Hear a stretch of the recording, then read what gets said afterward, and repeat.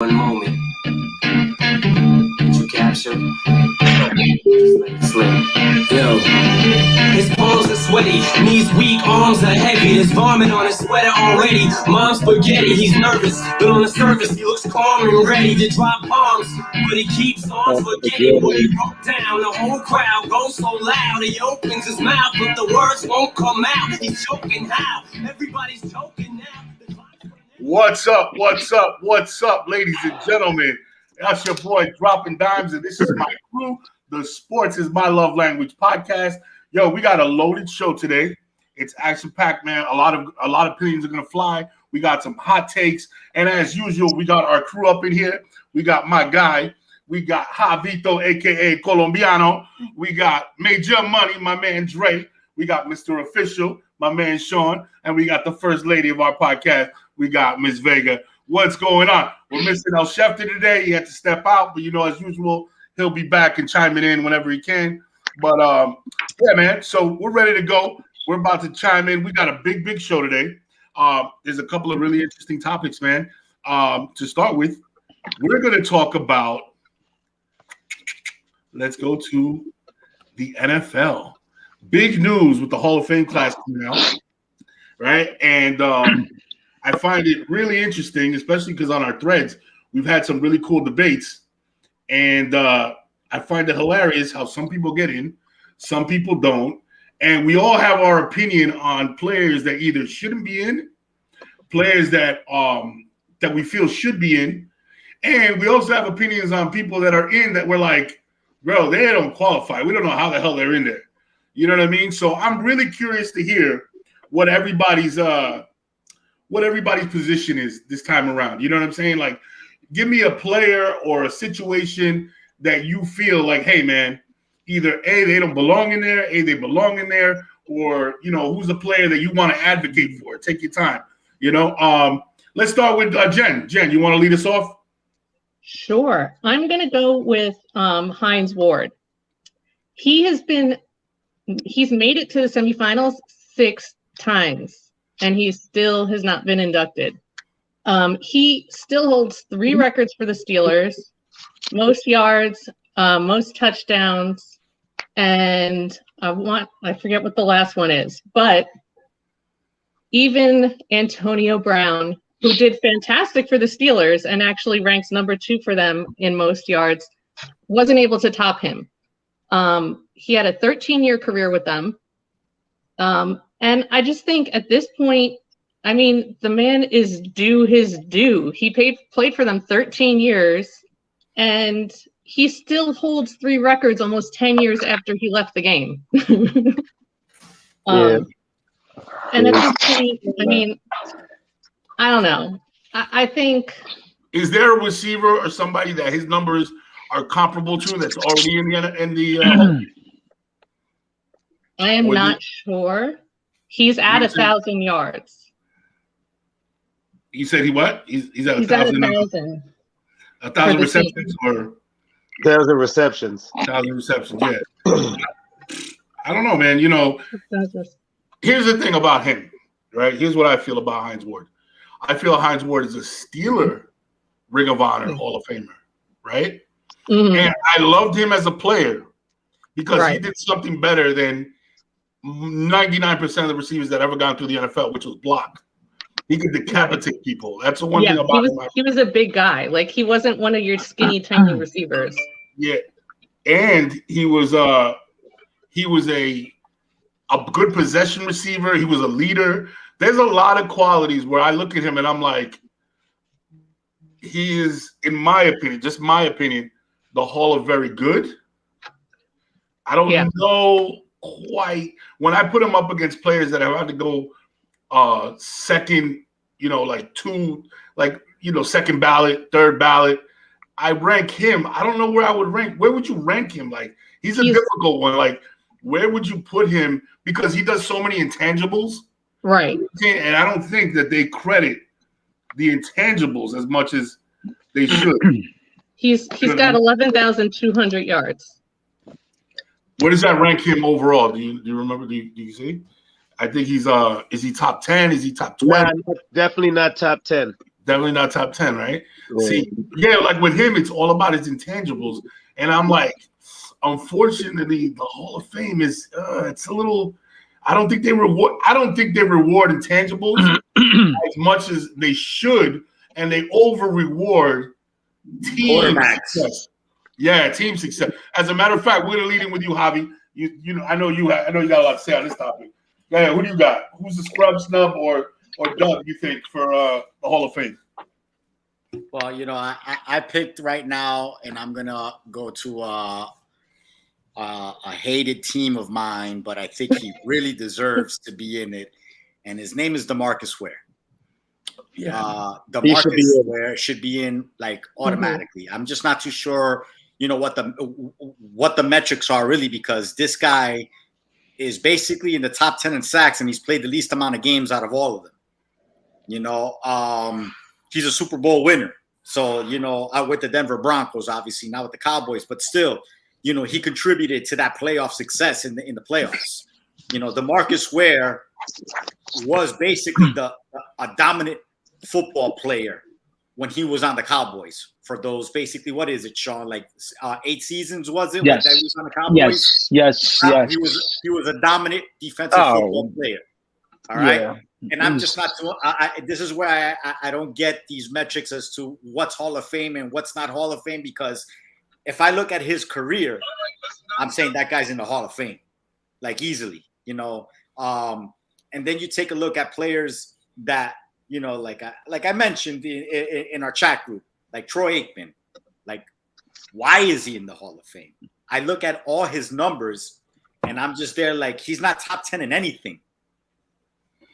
All right. That's a baffling one, man. And this is what I talked about before. I was like, see, in your opinion, you feel like they over reward team success and under reward intangibles? Without a doubt. I got some statistics for DeMarcus Ware for you, Javi. Give it to me, man. All-time leader in sacks for the Cowboys franchise, 117. All-time leader in forced fumbles, 32. All-time leader in tackles for loss, 145. And all-time leader in quarterback hits. That's just for the Cowboys alone. He had one season where he had like 20 sacks, I think. Another one where he had 15 and a half. Actually, one he had 19 and a half. Another season he had 20 sacks. And another one he had 15 and a half. So, you know. DeMarcus ranked number 9 in total sacks. He has 138 and a half, right? Mm-hmm. But everybody that's played in the top 10 has played 200 games. He's only played 178 games to 138 sacks. Everybody else is over 200 games. Yo, when you think about those numbers are insane. Yeah. But that's what I'm saying. What's the metric of being a Hall of Fame? I'm sure he'll get in next year or the year after that. But to me, I look at his resume and I'm just saying, look, that's first ballot right there, man. I'm just not understanding. You know, he's up there with basically, you know, with, you know, I'm not going to say he's Lawrence Taylor because, you know, I know what Lawrence Taylor brought to the game. And he basically changed how defenses basically, you know, offenses played against the Giants defense. But DeMarcus Ware is in a category where, you know, Jason Taylor type, you know, like Derek Thomas type, you know, these guys are in, you know. Kevin Green. I think he's better than Kevin Green, you know. I agree. I'm gonna say, and I know this is gonna rub the Dolphin fans a little bit wrong, but I think I think he was better than Jason Taylor. You know, Jason Taylor has 139 and a half sacks. That's one more than DeMarcus Ware, but he played 233 games while DeMarcus Ware played 178. You tell me who's more dominant just by those that statistic right there. DeMarcus Ware, man. DeMarcus Ware, and it's not even a close call, man. That guy got snubbed. He'll eventually get in, but he should have been first ballot, man. I'm just not understanding. And I know a big topic eventually is always the Eli Manning. I know that's always gonna, and I've always said, I get the Super Bowls. I get it. But when I look at his career, you know, right now he's a top 10 passer, but I always say, look at the era he played in. You know, I just don't know, man. I mean, like, you know, first 8 years of his career, yeah, it looks like it was Hall of Fame. Last 8 years of his career, not Hall of Fame. That's why I say it's borderline. It's borderline like his damn freaking win percentage, 500. Yeah, it's so funny because I'm like, if we start talking about Eli, bro, this could be a whole episode. Yeah, but that's, let's be realistic. You know what I'm saying? The Hall of Fame should be for guys with Hall of Fame careers. I agree, though. I agree. Not for Hall of Fame moments. You know, for that we could put in Santonio Holmes. You know what I'm saying? For the catcher, for that catch. You know. Yeah. But you know who's going to get into it? Ben Roethlisberger. Right. Yeah. Okay. Yeah, we could. Even though Ben I think we're going to have to do. You know what we're going to have to do? We're going to have to do a quarterback episode because I just feel like the quarterbacks are weighed different. When it comes Not about. They're judged completely different. Yeah, you're right. Yeah. They should be. But like, I think that even for this discussion, like, we're almost gonna like when we expand on it, we're gonna have to talk like I know Joe wants to talk Donovan McNabb. You know what I'm saying? He wants to talk. We want to talk Roethlisberger. We want to talk. What do you call it? My man from the Chargers. There's definitely combinations of people that we need to talk about. And I think we're going to have to expand in there because, the quarterback definitely gets a different weight. You think back on somebody like Joe Namath. Joe Namath probably has the numbers that are like the most controversial when it comes to, even worse than like Troy Aikman, when it comes to the Hall of Fame because, I think he threw more interceptions than he did touchdown. But the thing is this, you also got to consider it was a different era. The ball wasn't thrown down the field at all, even less than when in the 80s. And back then, you could decapitate a player. You know what I'm saying? He was getting decapitated left and right. It's not like he had all that much talent on his offensive line.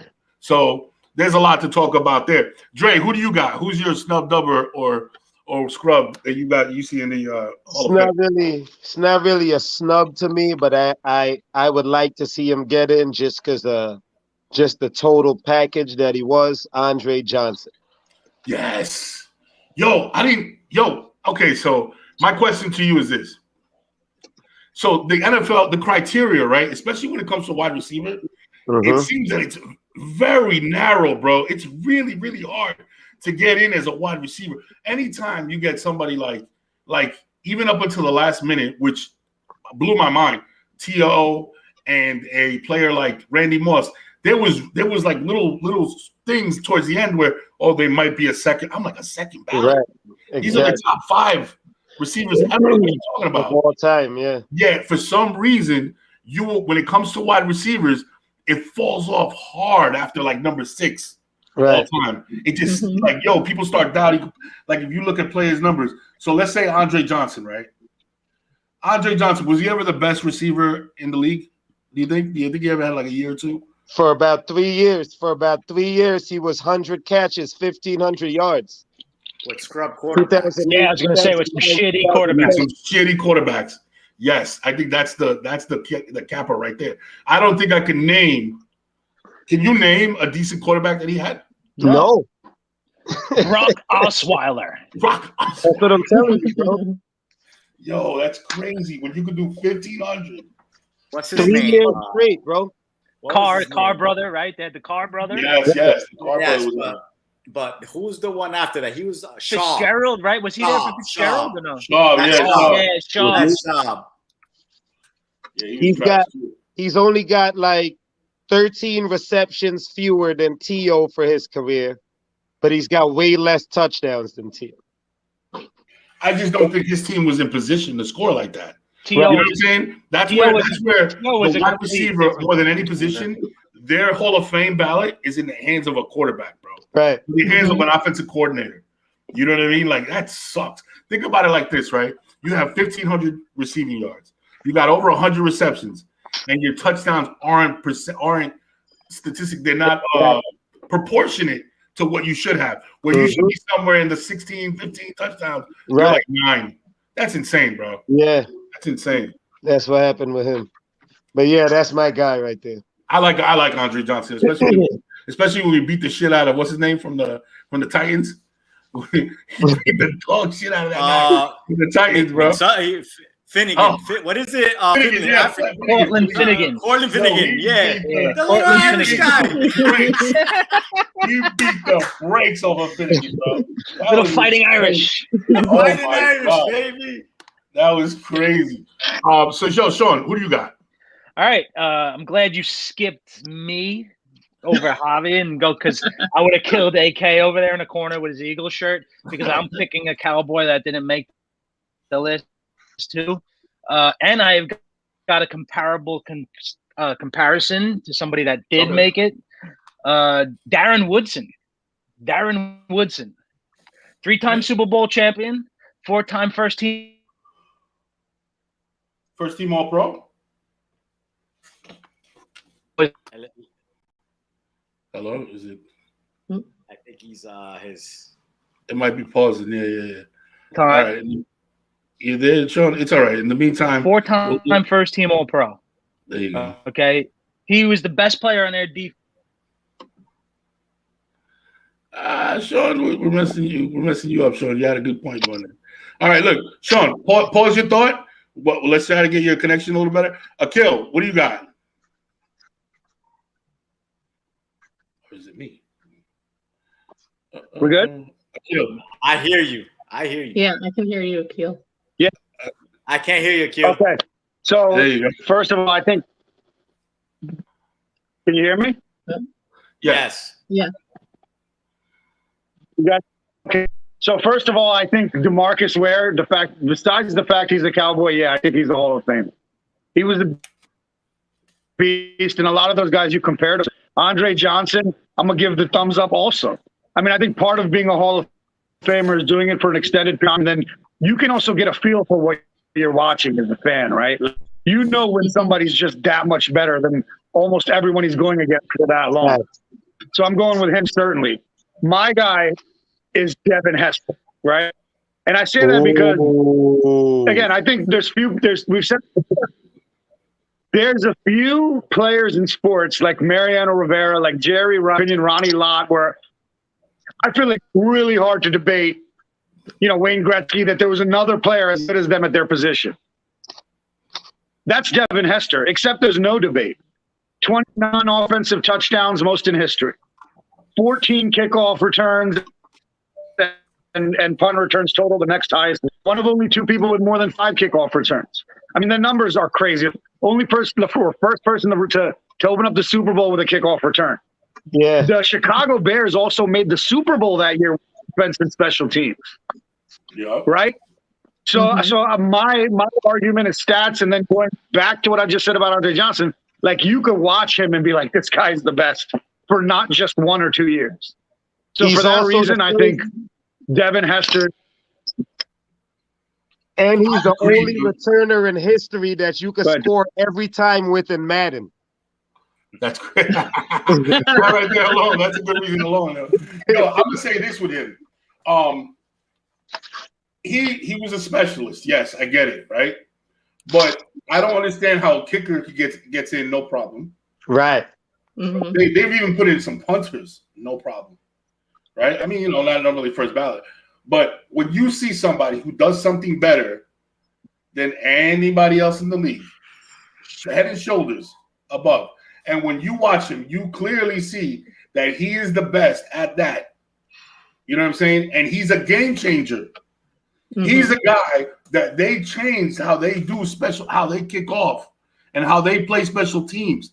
They'll scrub punt it. They would kick it short. They would do all kinds of things to keep the ball away from him. Away from him. You know what I mean? He was a game. Anytime you're that big a game changer, that's why I love LT so much, because LT changed the game. He made the left tackle something special. Now I'm like, I see Devin Hester, and I'm like, Devin Hester, as much as anybody, changed the game. Like he said, you kick me the ball, you're gonna pay for it. Yes. Kick me the ball, you're gonna pay for it. That's what he said. That's what he did. And I feel like not a lot of players do that. Not a lot of players, even today, like, can you think of another player that's as electrifying? If I had to think of a player, it would have to be literally like an offensive player, like a Tyreek Hill. Right. You know what I'm saying? That's that dynamic, that's that electric. You know what I'm saying? Like a McCaffrey, those kind of guys. But he, unfortunately, he wasn't the best wide receiver. So I think he's being treated a lot like the DH in baseball. You know how the DH has a hard time making it into the Hall of Fame? Yeah. He didn't do anything. All he did was bat. I think that's how they're treating the kick returner, man. And I'm like, it's not fair because not only was he an all-pro at it, Pro Bowls to match, stats to match, I don't see why he's not in the NFL, and I don't see why he didn't make it. Do you think? Okay, so let's say we all agree that he should make it. Do you think he should have been a first ballot Hall of Famer? No. I mean, if you should make it, you should make it. First ballot, second ballot, right? Like this guy was what he did. And my honorable mention is definitely Anquan Boldin. He was another guy. Really good. Yeah, I like Antoine Boldin. He was good. Anquan Boldin was good. He was a receiver. Yo, he was diesel, bro. That guy was a monster. There's a lot of players, yo, that that I look back on, right? And I'm like Greg Lloyd. Greg Lloyd played for the Steelers, right? And for a 5-year stretch, he was top 2 or 3 best pass rushers in the entire league. Made All-Pro 3 times, right? All-Star 6 of those 7 seasons. Was a Pro Bowler. He was on the left side of Kevin Green, and Kevin Green's a Hall of Famer, and he was better than Kevin Green when they were on the Steelers for that window of time. He did get hurt, so I think that's what they're holding against him in the amount of time. But I look at it like this. The NFL Hall of Fame has already set a precedent where amount of time in the league, as long as your stats were outstanding, doesn't matter. It's like they don't give it. Yeah. Like I look at Terrell Davis, Gale Sayers. Shit, man. There's even players like how long did Campbell play? What's his name? The running back for the Houston Oilers. I don't even think he played like 6 seasons, 7 seasons. Earl Campbell. You know what I'm saying? So like they set a precedent where you don't have to be in the league 10 years. You don't, as long as your stats stand out. Mm-hmm. So my thing is like this: like, why is it that on some occasions they put this rule into effect and they don't weigh it as much, and then on other situations they're like, no, he didn't play long enough. He can't make it. Yeah. I don't get that. That's what I don't get. I wish they did a more balanced line on and tell you exactly what the criteria is for each position, but they don't. And I think I want to ask everybody's opinion. What do you guys think? Deion Sanders has said this too, but what do you think of Richard Sherman's opinion about that it's becoming not the Hall of Fame, but the Hall of Very Good? I mean, I think it's been that way, to tell you the truth. Like, that's why I keep on, you brought up Joe Namath. I'll bring up Troy Aikman. I just can't really tell you what it is that's making these people think that, these guys are automatic Hall of Famers, because again, they're weighted on a different scale, right? To me, Dan Marino is better than all of them, and it's just because his career just basically shows that, he was a top quarterback year in and year out, Now, if you're a running back like Earl Campbell, and by the way, he played 8 seasons. Oh, he played 8. Okay, my bad. He played 8 seasons. Like, if you're a running back, you should be judged differently because your window is smaller. Right. So I get that as far as a running back, but then wide receivers should be judged basically between 10 to 15 years, while quarterbacks to me should be judged between 13 to 17 years of their careers. You know what I'm saying? Because the quarterback at this point lasts a lot longer than they used to be. Running backs are basically, after 4 or 5 years now, they're gone. You know what I'm saying? They're not the same. Look at Jamal Charles. You know what I'm saying? Yeah, I was a great running back for 4 years, and then all of a sudden gets hurt, and that's it. All of them, bro. Todd Gurley, Ezekiel Elliott. Yeah, man. No, there's a list, right? Isn't it crazy? Yeah. There's a list, right? Look at McCaffrey. What's happening to McCaffrey? Right. Yeah, Oh my God, bro. So It's go ahead. So what's going to be the new standard? I think with everything, with every single position, I think you got to start basically looking at what's a real longevity career for a running back. Like I said, if a running back gets a good 8 season, I think he qualifies. I think there should be qualifiers, right? You can't just basically say a quarterback that played 9 great seasons should automatically get in. You know what I'm saying? Oh, no, I'm sorry. They played 9 seasons, but out of those 9 seasons, 5 of them were great, but the 4 weren't. You know what I'm saying? So, You got to be a quarterback that at least plays 15 seasons right now and show at least 75% of that time you were a great freaking quarterback. So Matthew Stafford then. With that point about the running backs, does that highlight AP and LT, LaDainian Tomlinson? Yes, that they lasted so long. Yeah, man. Yeah. I mean, you got outliers like that, they obviously they should get in. Like, who in this world is going to say AP shouldn't be a Hall of Famer once he retires, right? Yeah. You know, the thing is that he decides to come back every single season for a Every game. season, bro. You know what I mean? You know what I'm saying? And so it's weird with him because we know that he's a Hall of Famer, but you know, somebody calls him, hey, we need you for a game, and he's there. He'll come back.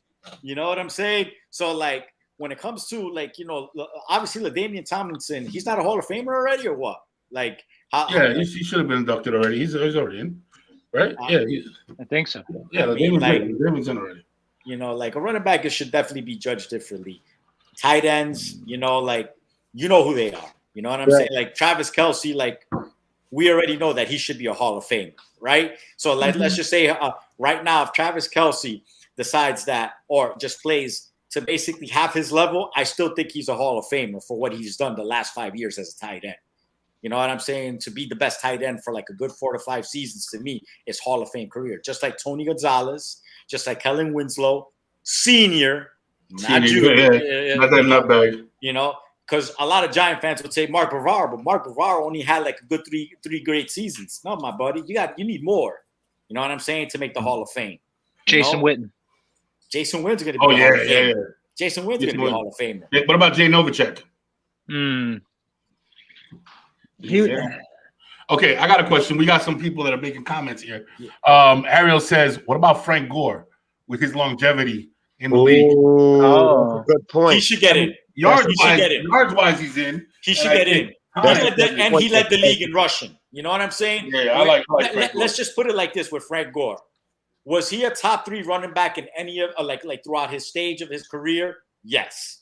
Right. Yes. Yeah, he led the league. You know what I'm saying? He led the league. You would always say, all right, you know, fantasy running backs at one point, Frank Gore was your top 3 running back. Oh, hell yeah. You know what I'm saying? So, like, you know, you kind of gauge that a little easier. So, yeah, I think Frank Gore should make it. And his consistency does help, you know, without a doubt. You know, he also says Eli no. And I can't, and I won't disagree with that. But if somebody tells me Eli yes, I can't disagree with that either because he's just that right in the middle to me. But those 2 Super Bowl rings just basically makes, like, I guess the quarterbacks get this like entrance a little easier if they win a Super Bowl. Yeah, they get that. Sean Alexander, bro, man, once he got that contract, he just fell off. He just fell off, man. Sean Alexander just fell off the face. You know, fell off the map. He got his money. He just decided, like, I don't care about being great anymore. I just got my money. Yeah, he went to Washington, right? Or whatever. Well, he got the contract with Seattle. Yeah. And that was it. You know, after that contract, he wasn't the same anymore. I think that, listen, you know what's crazy about that? I think whenever I used to be the proponent of whenever a running back was asking for his money, yeah, go get that money. You got to pay him. Because I always defend the little guy, right? I think running back is the only position in the NFL where I'm like, nah. Because if you look at it, Zeke gets his money, he falls off. McCaffrey gets his money, he falls off. You can name like Gurley gets his money, falls off. You can name a good 5. You can go 5, 6 deep running backs that as soon as they got their money, it's like, bro, they were just waiting to fall apart. It's like they get that contract and their check engine light comes on. That's it. It's over. It's a freaking wrap, bro. I don't get it, man. It's insane. I also will say this. Is there what about, let's go back to defensive players, man. Is there anybody that you thought, right, was a standout? I'll tell you right now that he was, to me, he was considered probably one of the best in the league by his peers, but I don't think he's recognized as much like for consideration of the Hall of Fame. Remember Briggs? He was right next to Urlacher on the Bears.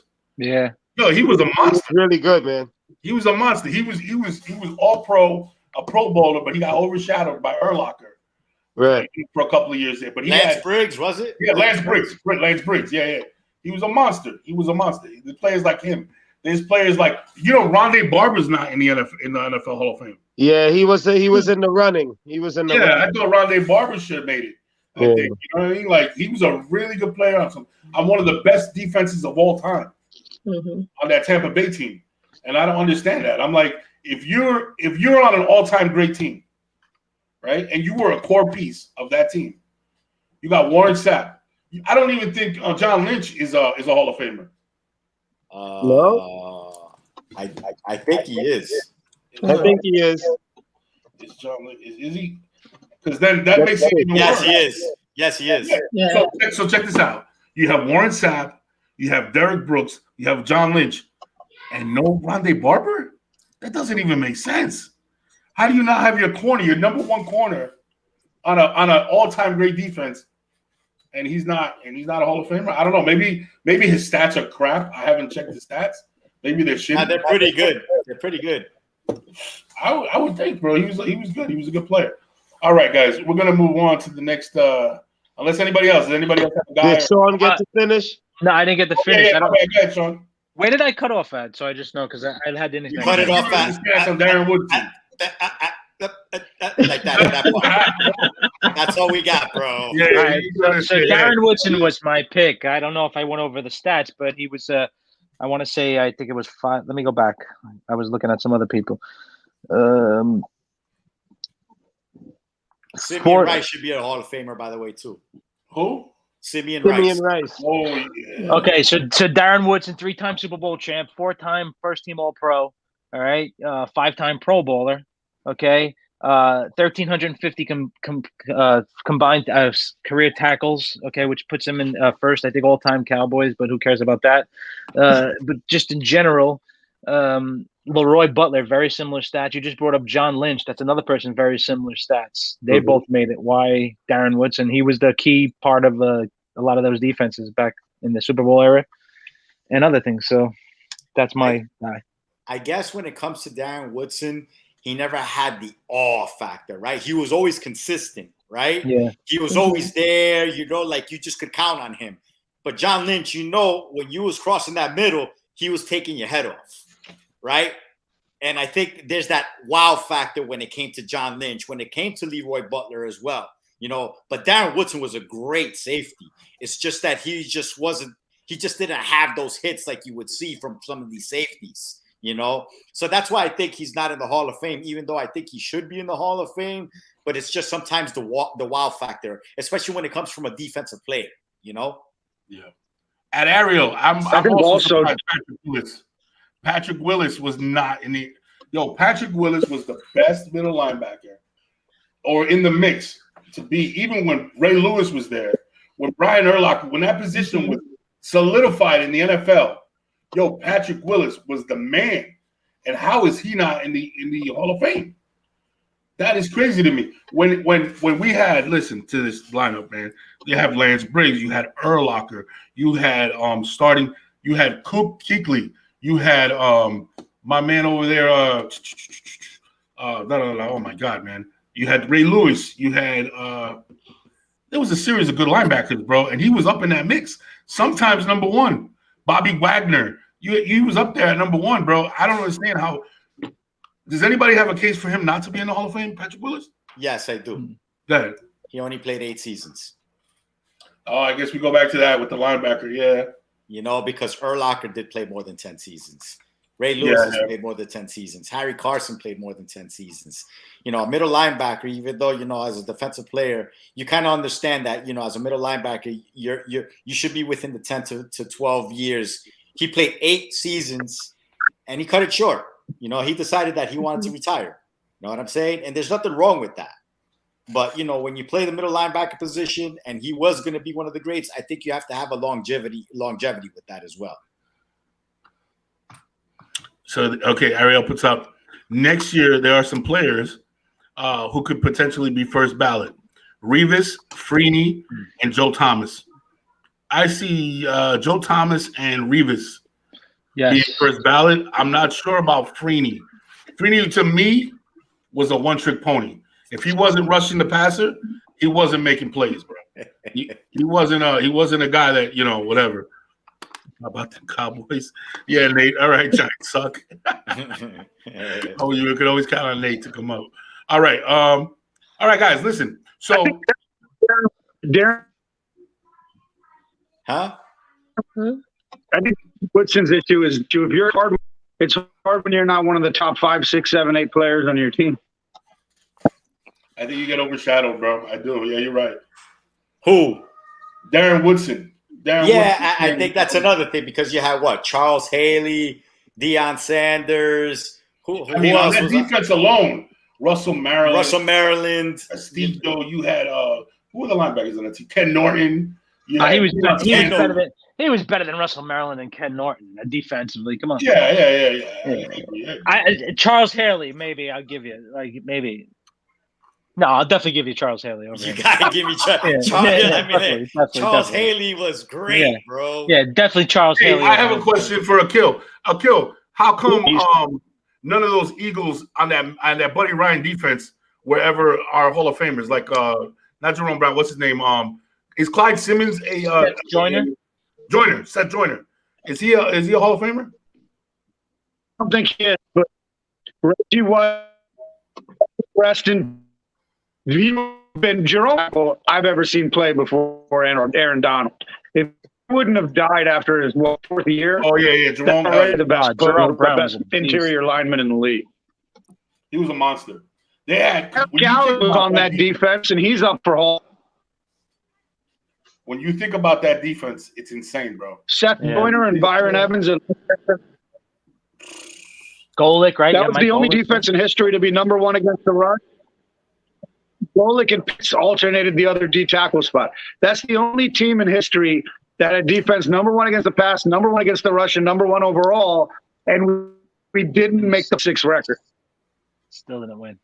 That was crazy. That team, yeah. And they were loaded on offense too. They had Chris Carter. They had what's their running back? Ricky Waters. Game. Look at that shit. I don't know. Ricky. All right. Ricky Eagles did. They had Chris Carter, a young Chris Carter. Young Chris Carter, yeah. Then Fred Barnett and Calvin Johnson. All right, guys. So check this out. We're going to transition Keith to the Byers. next. Anybody remember him? Oh, remember Keith Byers? Keith Byers. He was like the first real receiver out of the backfield, bro. Vi Sikahema. Oh, no, what's my man's name from the movie? From the one that Mike Wahlberg played? What's his name? Oh, Vinny Vivaldi. Yeah, Vinny. Yo, my man. Invincible. Yeah, Invincible. That's a great movie. All right, here we go. So yeah, let's move on. We're gonna talk some NBA. I'm gonna leave it to you guys, to my experts over here, because I'll be honest with you, I gotta catch up really, man, on my NBA. I've been following a little bit of Knicks, a little bit of league stuff. Obviously, a lot of LeBron. I just saw the 75 list come out. I would like to know what some of you guys think about that. But let's start off with Javito. What are your thoughts on the second half of the NBA season, man? So, I thought we would go around and just start basically naming some maybe contenders, pretenders, right? Oh, okay. So right now, in the Eastern Conference, the Miami Heat is number 1, and the Bulls are basically right behind them with the same record. The 76ers and the Cavaliers and the Bucks to round it off. So, to me, I'm going to go and start off with the Heat. I think the Heat are a very good team. I think Eric Spoelstra has been one of the best head coaches in the league, but I just don't think they're going to get to the championship. And it's not because, of their team makeup. I just think they fall short just for the fact that I feel like the Bucks will eventually just take that. I think the Bucks have it to basically take anybody, to tell you the truth. The Nets at this point, they're not even in the top 5. I know they made some trades. I just don't know if the chemistry is going to basically be there for them. So I'm gonna say they're pretenders at this point, just for the fact that they've been losing a lot of games, and now you got a whole new roster, and I just don't know if they have enough time to gel. The 76ers are intriguing because yes, they moved quite some pieces, but I'm just not too sure if they're gonna gel enough. If Harden's gonna basically make the effort to basically become that player that he used to be. I know Embiid is gonna ball. I just don't know if Harden got it. So I'm going to make them basically kind of a pretender contender, but I think the real contenders coming out of the East to me is still the Bucks. Giannis is still possessed, and I just feel like that team still has a good chemistry, and I think they have that confidence. As far as the Western Conference is concerned, I think the Warriors are basically back up on top. I think they're contenders. I think the Grizzlies are pretenders. I just don't think they have enough outside shooting. The Jazz are pretenders. The Mavericks are pretenders. The Suns are contenders. And the Lakers are definitely pretenders. So at this point, I see it's either going to be to win the championship is going to be the Warriors, the Suns, or the Bucks, in my opinion. Warriors and Bucks. Anybody else? Akil, what do you got? Akil, you're on mute. All right. It looks like he's frozen in time right now. Yeah, he's frozen. All right, it's all good. Andre, what you got? Talk about the NBA. Let us know. I know you follow. So the second half for me is going to be funny because the Nets still got the second best odds to come out of the East, and they're not even in the playoffs right now. That's crazy. You know what I'm saying? It's the Javi was saying the Bucks are a really good team, man, and Brook Lopez isn't even back yet. Brook Lopez comes back. Like I was saying a couple weeks ago or last week, people think Brook Lopez and Robin Lopez, because of the way they look, that they're not effective. They're really effective centers. And Brook Lopez going to add another component to the Bucks team. And I feel like that's going to have them right at the top in the East. But I think that Philly, because of the way Embiid plays in the half-court game, I just want to see the point guard play. They got this really good on-ball defender, Matisse Thybulle. And it depends on what Tobias Harris does as well. But I think it should be Philly and the Bucks in the East, and in the West, I would say the Warriors and the Suns, but I got to see how the Suns do without Chris Paul first. Because they got like 8 weeks without him, so they could start losing some games, and then something always goes wrong with Chris Paul's teams anyway. So I don't know. I don't know how he gets a pass, man. I feel like Chris Paul is one of those players that, like, for a while there, right? So Carmelo Anthony was getting crapped on, right? And then I was looking, and I was like, okay, maybe he's been better a little longer, but what has his teams done? His teams haven't done shit. Nothing. Like, he's completely, to me, I like him. He's a good point guard. He's very good, but as a all-time, like, I look at him, I'm like, he's overrated as an all-time great. Right. I don't think so, man. Not because he doesn't have the skill, but because I've never seen him elevate his team to a championship level. I saw him with he was even on Phoenix. He's playing more of a mentor, clock. He's playing more IQ type player. What do you call it? But not like he's not the leader. He's not the guy on that team. He's not that's Devin Booker, bro. He's not the one that's kind of like dropping 30, 40 a night. And he's never been that. And even when he was with the Clippers, I always felt like, nah, I don't see it, man. I don't know why he gets so much love across the league. You know what I mean? He puts me, to be honest, they don't have a similar game, but he puts me in the mindset of like a Westbrook, where Westbrook gets super respected by his NBA peers because of how hard he plays, but it doesn't translate into championships or even playoff success. You know what I'm saying? And I know I'm gonna get heat for it, but I don't see that from Chris Paul. I don't know why. I don't know what the hype is about personally. I'll take Chris Paul over Russell Westbrook any day, though. Yeah, no, head to head, yes, because he offers any more. Day. He offers more. I think he does. He contributes more. If he's off the ball, he doesn't have to be the star holding the ball in his hand. So I agree with you, yes. But even with that, I mean, I wouldn't take him over like a Curry. You know what I'm saying? I wouldn't even take him over James Harden. You know what I'm saying? I don't know if I can't trust him to win a game like that.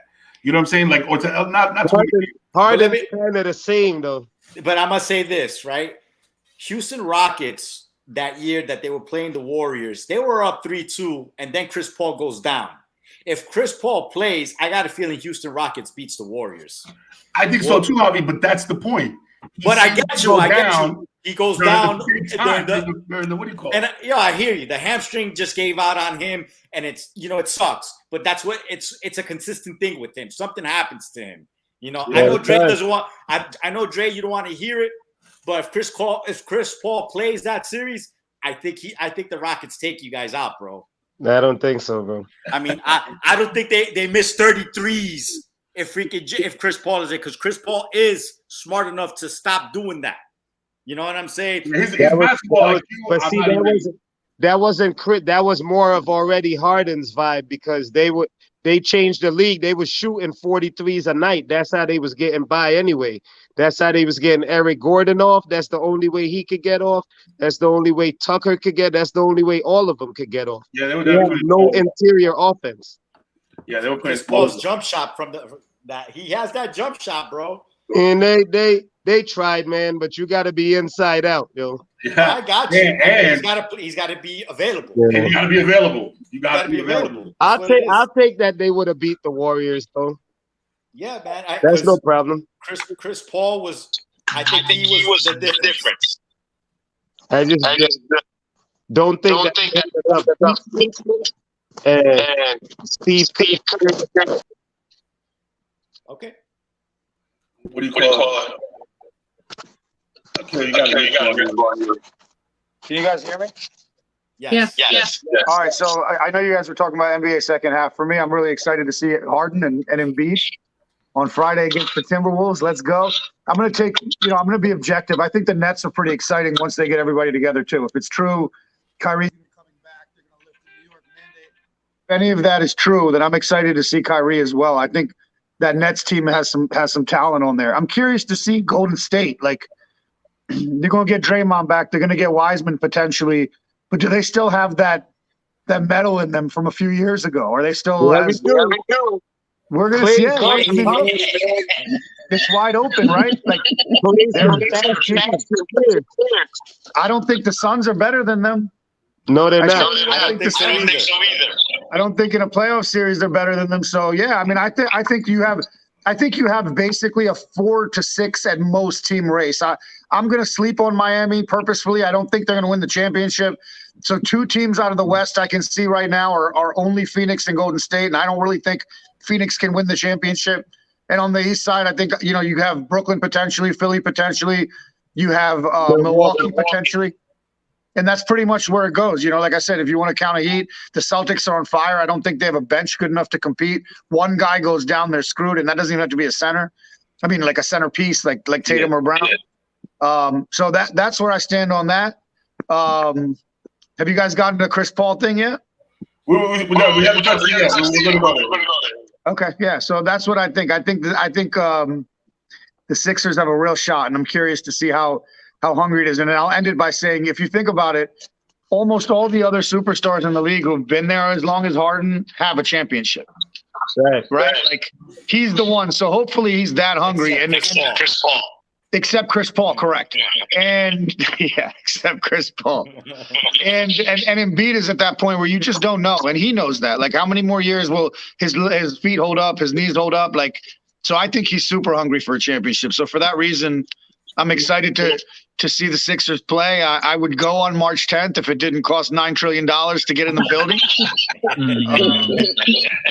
But yeah, let's go Sixers. Before we go into Paul, I'm going to ask you guys, what the hell is going on with Zion? We don't know. Talking about he's going to ruin the league because he thinks he's perfect. He's trying to sit out. You guys can hear me? Yeah. I don't know why we have. Hello? You're echoing. How about now?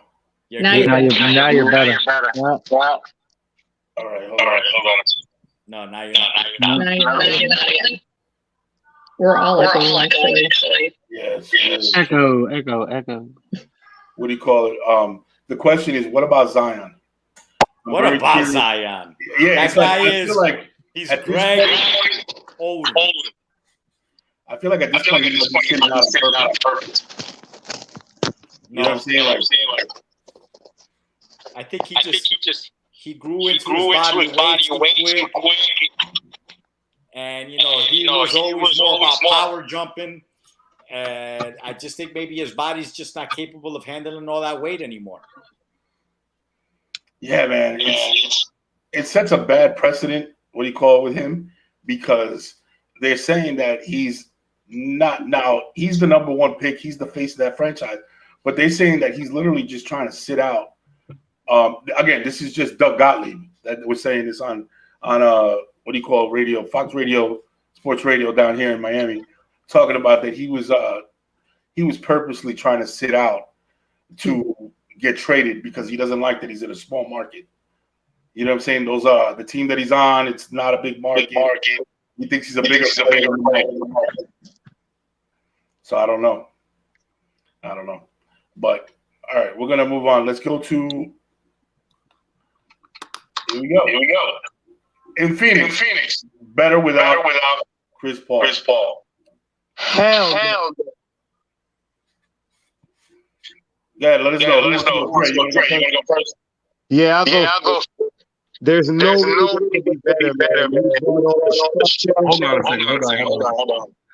Is it here? Start talking now. Let me see something. Hello? Yeah, I think it's AK. I think you're getting a little feedback on your computer. Yeah. Yeah, I gotta. There you go. Okay, Dre, go ahead.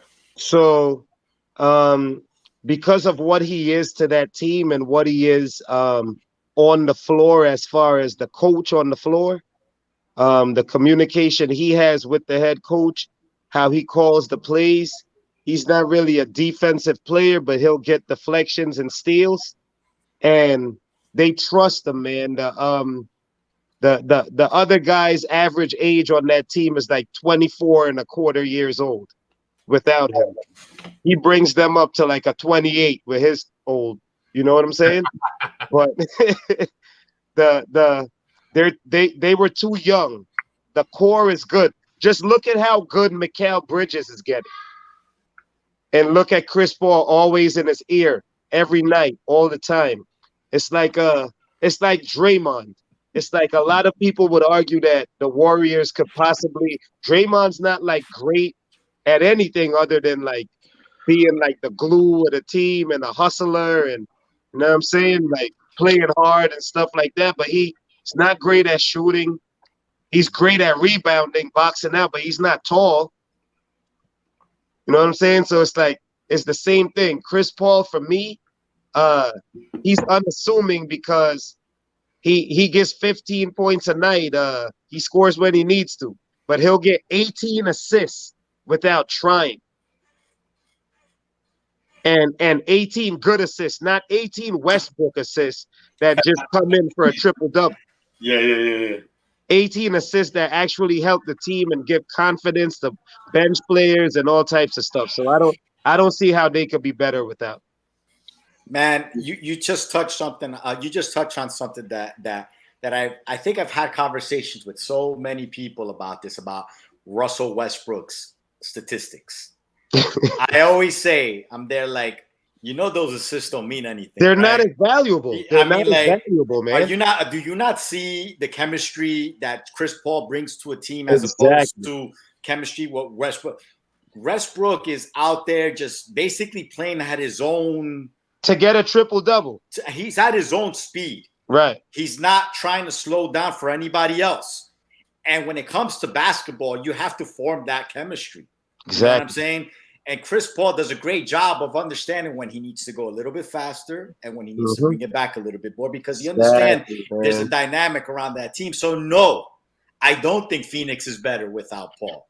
I think once Paul came onto that team, that's the reason why they became a better team, because he's an actual coach on the court as well. Thanks. A lot of people want to tell me, what's his name? Monty Williams. Is that the head coach's name? Monty Williams. They want to give a lot of praise to him, which I'm not going to say that he doesn't deserve. But when you bring a Chris Paul to your team, your head coach doesn't need as much anymore because you have a head coach on the court.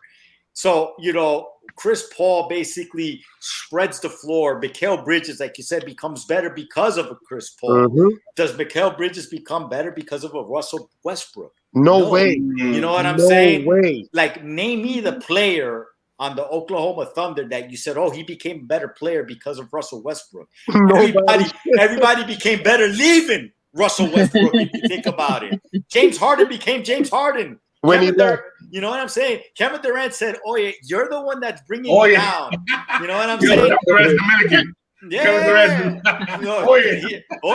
Dominicano to the fullest. If you look at Kevin Durant, he could pass for Dominican, by the way. You know what I'm saying? That's true. All right. But anyways, you know, again, back to the original question. No, Phoenix is not better with. I mean, there's no way that you become better with Chris Paul not playing. I just don't see that. You know, Devin Booker's a great scorer, but who's going to handle the point guard? Cameron Payne? No, man. You know, Not good enough. That's what I got. Sean, what do you got? I'm going to put a different perspective on this. Okay. I'm not going to say that they're definitely not better without him. Okay. But what you could put a perspective on is that, you know, now you got this younger core, which you said is a younger core of guys, okay, that are going to have to learn to gel without him. Okay. They're going to have to learn to gel without him and play together as a team. Okay. So now he gets to rest, heal himself up, get injured while these guys learn to develop and gel without him, comes back and just takes over the ship again and just, you know, I think it's going to make them even better when it comes time, playoff time. Okay, that's my perspective. I can see that. That's not a bad take. But I'd say with Chris Paul, the last thing I want is for him to be hurt until the playoffs start. Then the playoffs start, and his chances of popping a hammy go up by like 10. Right. Because you know something's going to happen to that guy. You know what I mean? Like that's a big problem with. First of all, there's no chance. Unfortunately, that's out of their control now. So, like, but I mean, not playing for 8 weeks does make it could make it more likely. At that age too. That's a good point. So what I would say about Chris Paul is there's zero chance that any team that has Chris Paul, even at this age, is better without him. Like, he's fantastic, right? All that being said, he's like it boggles my mind when people put him in an MVP conversation right now over say like he's not the best player on his own team. Devin Booker's that team is legit. Chris Paul is legit, but that team is legit too. Right. Now, I want to say something about Westbrook, man. Like, it's easy to beat on him now. I get it. But I don't see how you have an empty assist in basketball. Like, I see an empty rebound. Like, you could stat pad a rebound. But if you're getting an assist, unless you're Ben Simmons giving up a dunk, like, if you're getting an assist, you literally had your team score a basket. Like, there's no – in my mind – Wait. Unless you're down by 50 and you're a star playing in the game, like, what's an empty assist? Like, I'm going to push back. I'm going to push back on that, right? And this is why I'm going to push back on it. Javi made a point before. There's playing with tempo, right? But then you also got to slow the game down. And there's times, right, when they could conserve clock, they can, slow the game down, play the half court, kind of like make the extra pass, kind of slow the game. Yo, dude, he down the court, boom, one pass to the basket, or it's like he doesn't make. But that pass to a basket leading to an assist is golden. Like, he doesn't. What you're saying is he doesn't have that basketball IQ like Chris Paul. It's night and day with those two guys. I give you that, and I'm not. I mean, like, no question about it. They took a combo guard out of UCLA. He never played point guard in his life. He was more Allen Iverson, more. Not even AI played point guard. He didn't play point guard, and then they made him a point guard. All good. He led the league in assists 2-3 times. Like. This guy is. I think I completely agree with you. Like, and as far as him making stars better, Paul George had the best season of his career in OKC. He was second or third in MVP voting that year. You know what I mean? Like, guys who are just below a superstar level. Serge Ibaka's never been as good since he left. You can't call out guys like Harden and Durant who were going into their prime when they were leaving. That's not fair. Like, these guys were younger and they were going into their prime when they were leaving. Chris Paul played fine and Harden dropped 34 points a game the last season they played together. Yeah.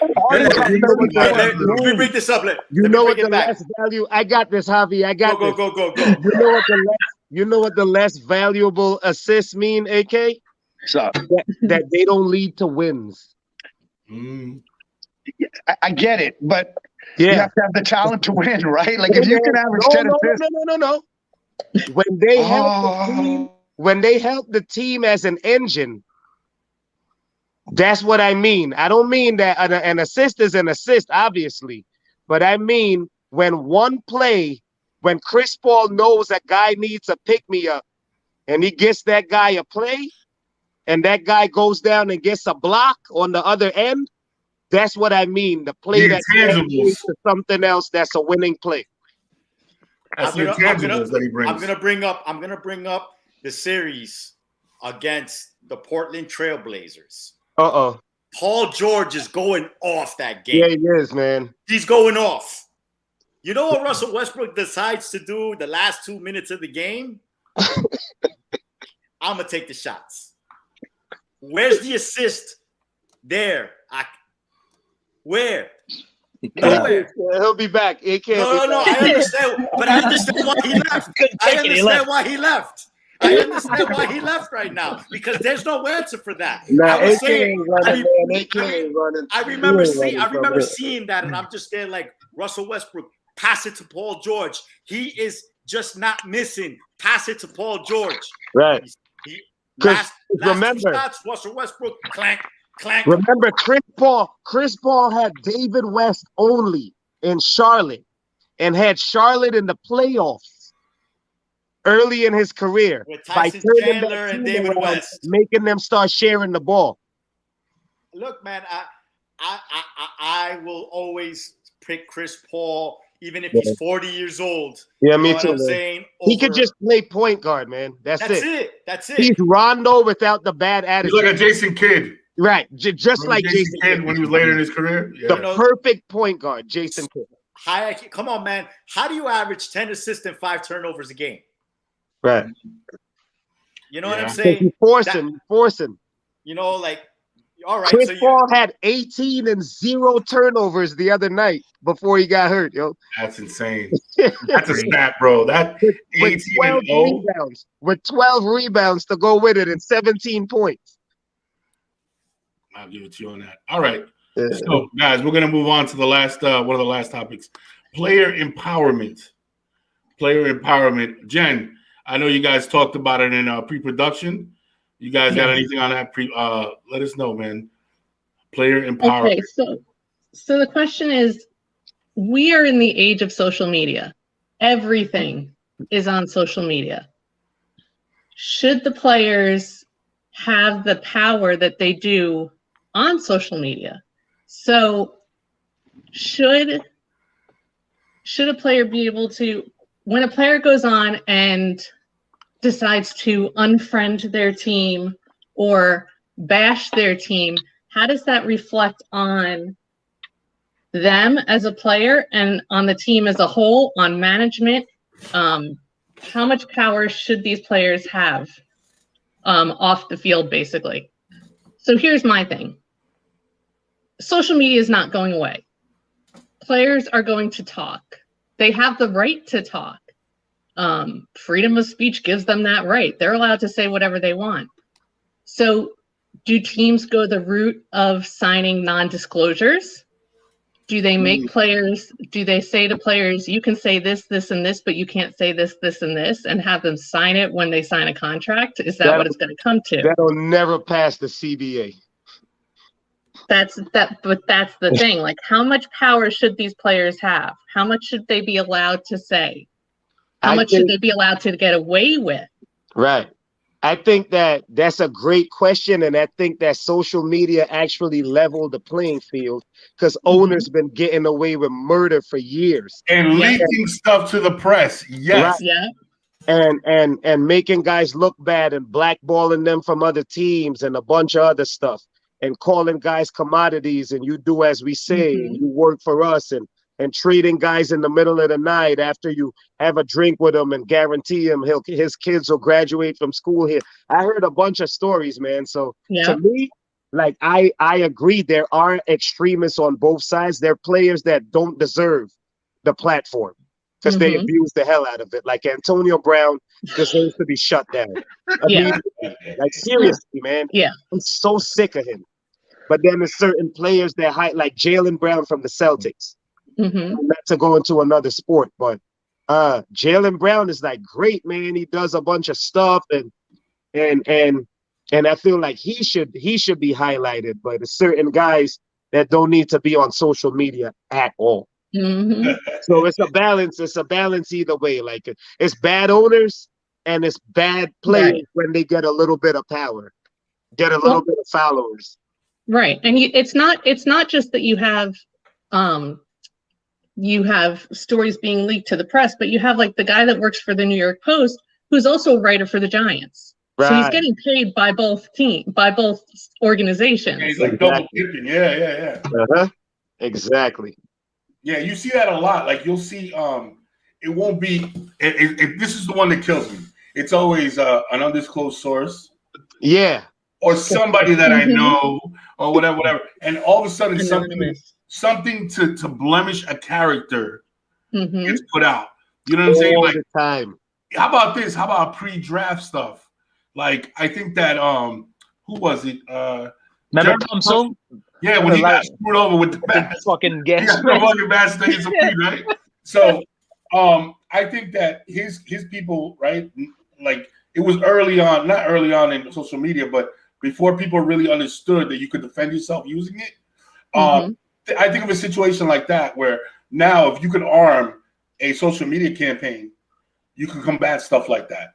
Right. You know what I mean? Like you could literally be like, hey man, that's not the narrative, or that's not what happened.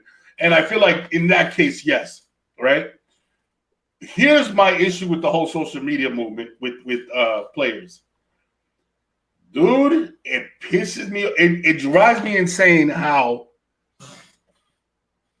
soft some of these guys can be emotionally with certain things. You're the quarterback of an NFL team. When you win, you get all the love. All of it. If you lose, you're going to get all the shit, right? Oh, yeah.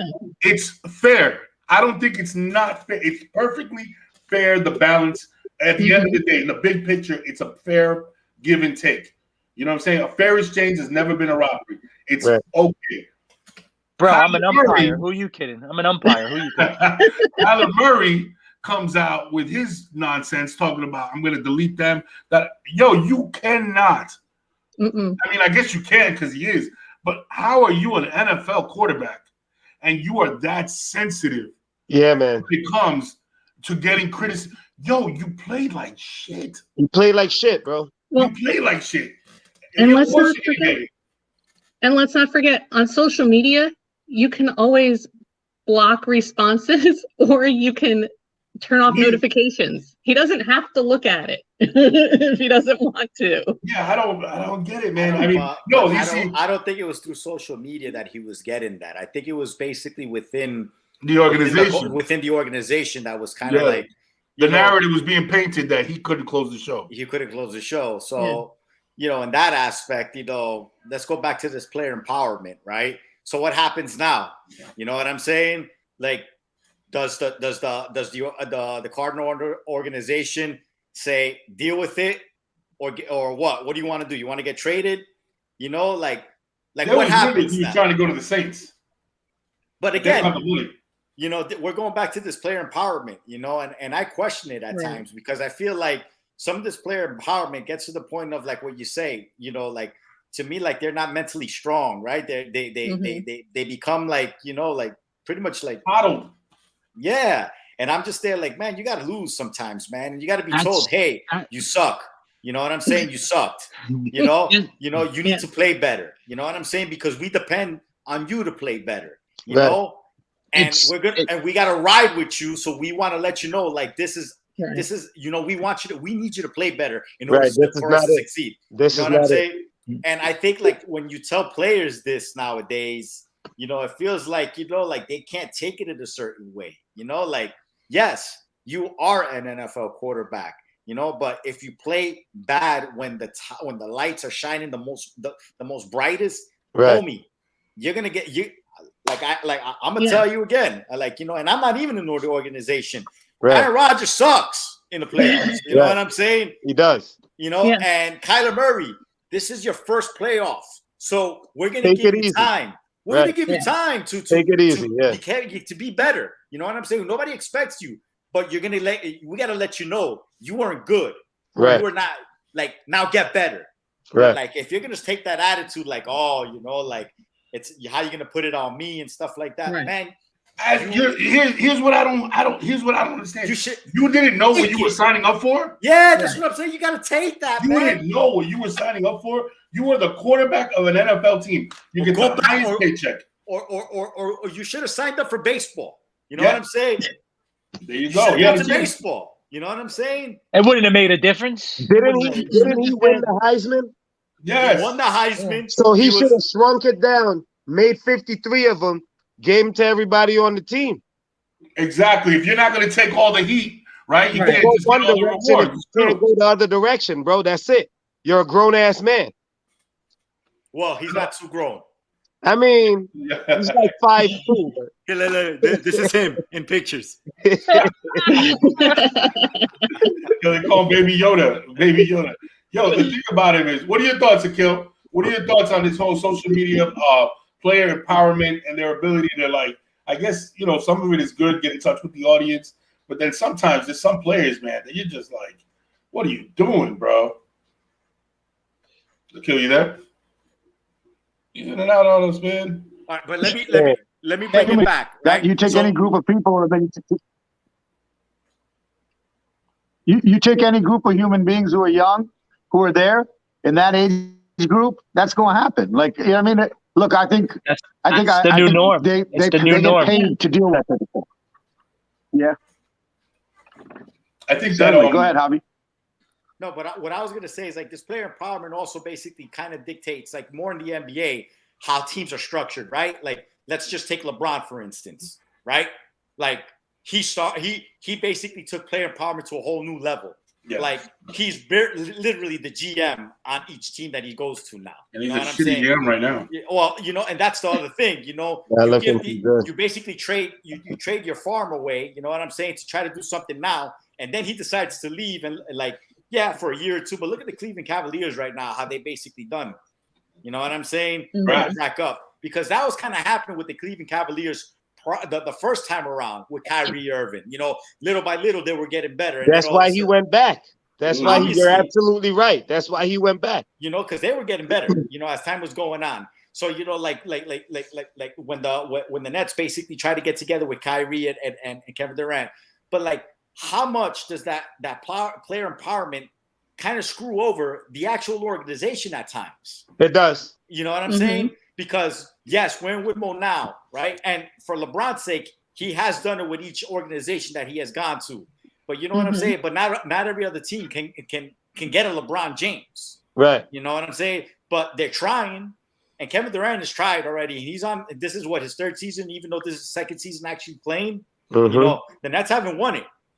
You know, so and they got to go win right now, right? If they don't win it, what happens? You know, what does the organization do? So, like, how much does this in player empowerment actually provide success to the actual organization as well? But see, that's player empowerment. Imagine even LeBron. I don't think LeBron would win a battle with Dolan if he was on the Knicks. No, I think Dolan would be like, "Yo, fuck you, bro. I'm gonna film my season." The thing about Dolan, there's certain markets, right? It just sells out. Markets where that player empowerment stuff doesn't really work because it don't fly because it don't. Yeah, because people are gonna go to the games no matter what, regardless. Yeah, they don't care. Like New York, that's why the New York Knicks. Unfortunately, I love the Knicks, bro. We're gonna be in shit for a long time. 30 more years. They could be 1-5, 50 or 50-1, and that garden is packed with stars.